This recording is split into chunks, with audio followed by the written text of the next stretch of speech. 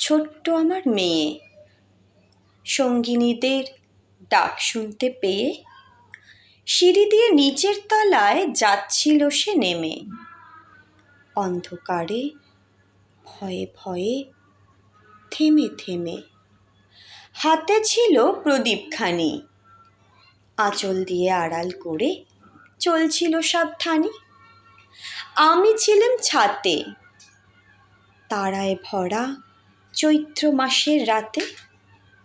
হঠাৎ মেয়ের কান্না শুনে উঠে দেখতে গেলেম ছুটে। সিঁড়ির মধ্যে যেতে যেতে প্রদীপটা তার নিভে গেছে বাতাসেতে।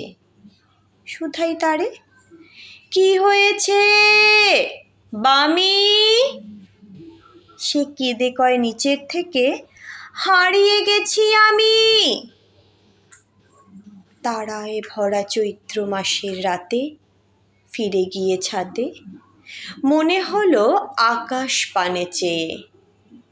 আমার বামির মতোই অমনি কে এক মেয়ে, নীলাম্বরের আঁচলখানি ঘিরে দীপশিখাটি বাঁচিয়ে একা চলছে ধীরে ধীরে।